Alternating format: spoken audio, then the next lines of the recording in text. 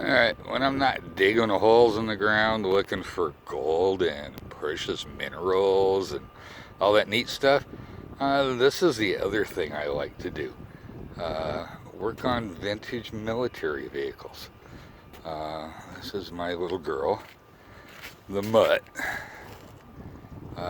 She's actually in pretty good shape, but I had a bit of a failure a while back, and this is the right front wheel assembly. And while driving down the road this one day, it just decided to disintegrate at 50 miles an hour. And it took everything out. The brakes, the whole wheel assembly came off, and it went down the road a different direction than in which I was going. So it made for a rather unique experience. So that's the half shaft. That's actually what drives the four-wheel drive system, connects the power to that.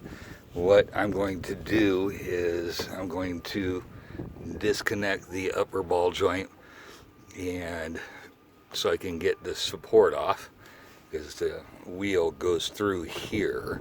It bolts to the half shaft out here, goes through, and that's where it has the power.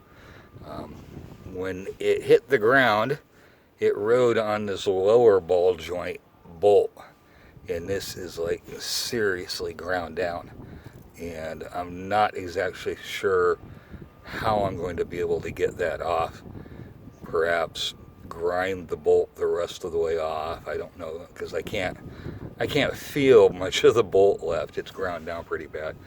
But I'll pull these three bolts here, taking the ball joint off, which will allow me to pull the support with the ball joint. I don't want to have to buy another one of these if I don't want to, although they're not really expensive. Ball joints are only about 30 bucks. So $60 I can get a new upper and lower. I don't know what the supports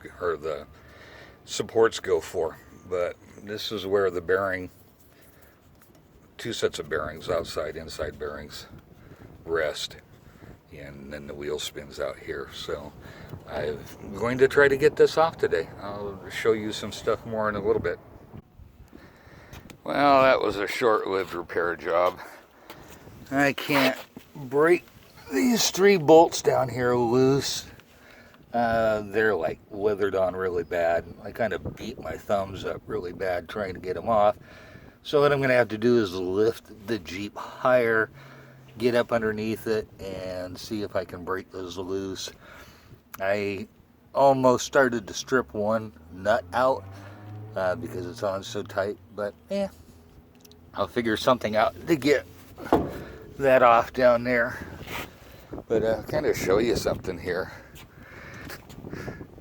This is where the wheel would mount to, lug nuts. This goes out here like that, and then you put the wheel on. You can see we're at a massive failure in here. This shaft is supposed to be about that long, and it came apart. And took my wheel and everything down the road. And that's the brake drum. And that is what brake parts were actually attached to at one point in time.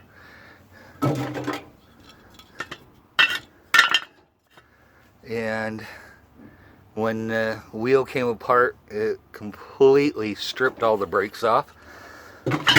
And when I tapped the brake pedal to slow down from 50 miles an hour, because I was only on three wheels now, there was no brakes. Just no brakes, because there was nothing, fluid and everything. So it's like, oh, I'm along for the ride now. But mechanically, she's really sound. I just had this one failure, and now I have to figure out how I'm going to break that apart and get it replaced. But loads of fun. I think I'm going to be, as much as I love this little Jeep, and it's a tremendous little off-road vehicle, like a side-by-side or a UTV, SUV, I think they call them, but even better because it's street legal. Amazing little vehicle, but I think I'll be selling her, and because she just doesn't work for the mining end of it. Now, Big Red does, but my little baby's gonna go. And besides, I have a 6x6 Army truck that I need to work on too.